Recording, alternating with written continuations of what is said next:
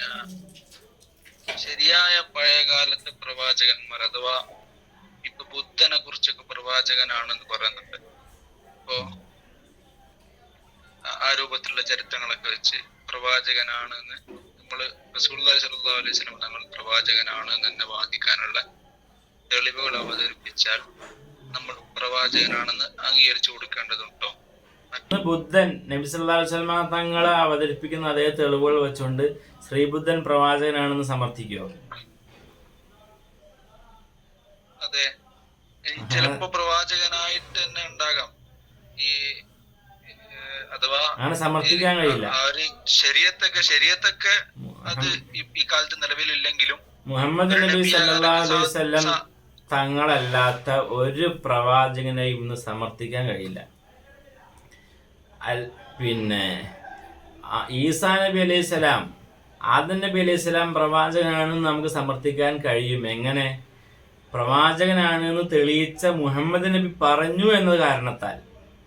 മുഹമ്മദ് നബി പറഞ്ഞിട്ടില്ലെങ്കിൽ ഒരു ഈസാ നബി അല്ലെങ്കിൽ യേശുവിനെ നമ്മൾ പ്രവാചകനെ അംഗീകരിക്കില്ല. ഈ മുഹമ്മദ് നബി സല്ലല്ലാഹു അലൈഹി വസല്ലം തങ്ങളെ നമുക്ക് പ്രവാചകനാണെന്ന് നമുക്ക് നേരിട്ട് ഡയറക്റ്റ് തെളിയിക്കാൻ കഴിയും. ആ തെളിയിക്കപ്പെട്ട വ്യക്തി പറഞ്ഞതെല്ലാം സത്യമായിരിക്കും എന്നതുകൊണ്ട് ഈസാ നബി പ്രവാചകനാണെന്ന് പഠിപ്പിച്ചു. മൂസാ നബി, ആദം നബി, നൂഹ് നബി, ഇബ്രാഹിം നബി ഇവരൊക്കെ പ്രവാചകനാണെന്ന് ഖുർആനിലും ഹദീസിലൊക്കെ വന്നതുകൊണ്ട് മാത്രമാണ് അവർ പ്രവാചകനാണെന്ന് നമുക്ക് തെളിയിക്കാൻ കഴിയുന്നത്. അപ്പം മുഹമ്മദ് നബി എന്നൊരു സ്റ്റെപ്പിലൂടെ മാത്രമേ മറ്റു പ്രവാചകന്മാരെ തെളിയിക്കാൻ കഴിയുള്ളൂ. എന്തുകൊണ്ട് കഴിയില്ല? ഈസാ നബി ജീവിച്ചിരുന്നു എന്ന് മുഹമ്മദ് നബി പറഞ്ഞു എന്ന റൂട്ടിലല്ലാതെ മുത്തവാത്തിറായ ഹദീസ് കൊണ്ട് സ്ഥാപിക്കാൻ കഴിയില്ല. ഈസാ നബി മുതൽ ഇതുവരെയുള്ള സനദ് ഉദ്ധരിക്കാൻ കഴിയണം. അത് മുത്തവാത്തിറായിരിക്കണം. അത് ഒരു ക്രിസ്ത്യാനികൾക്കും അങ്ങനെ വാദിക്കാൻ പോലും ഇല്ല. അവർക്കങ്ങനെ ഒരു ഹദീസിന്റെ നിദാന ശാസ്ത്രമോ ഒരു സംഗതിയോ ഇല്ല.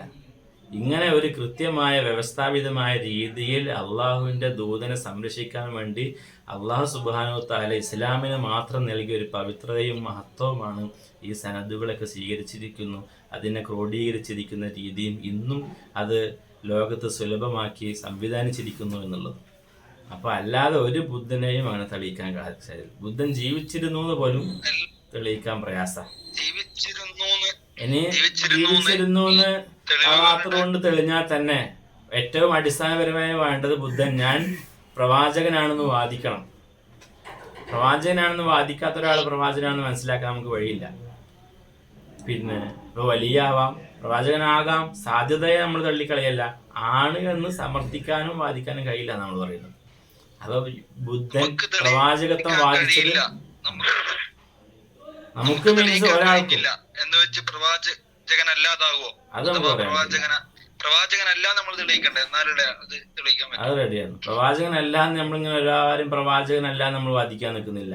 മുഹമ്മദ് നബി സല്ലല്ലാഹു അലൈഹി വസല്ലം തങ്ങൾ പഠിപ്പിച്ച പ്രവാചകന്മാരൊക്കെ പ്രവാചകനാണ് എന്ന് നമ്മൾ വാദിക്കുകയും അല്ലാത്തവർ പ്രവാചകനാണോ അല്ലേ എന്ന് നമുക്കറിയില്ല.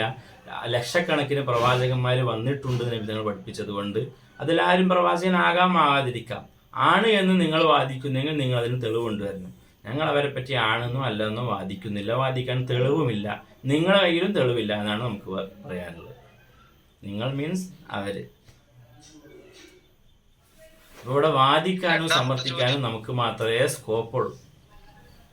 പക്ഷേ മുഹമ്മദ് നബി സല്ലല്ലാഹു അലൈഹി വസല്ലം തങ്ങൾ ഇങ്ങനെ ഒരു ബിൽഫിൽ പ്രവാചകൻ വരികയും ഞാൻ അവസാന പ്രവാചകനാണ്, ഇനിയൊരു പ്രവാചകൻ ഉണ്ടാവുകയില്ല എന്നും പറഞ്ഞതുകൊണ്ട് മുഹമ്മദ് നബി സല്ലല്ലാഹു അലൈഹി വസല്ലം തങ്ങൾക്ക് ശേഷം ഇനിയൊരു പ്രവാചകന്റെ ഇംകാൻ ശരഈയായിട്ട് മുഹാലാണെന്ന് നമുക്കറിയാം.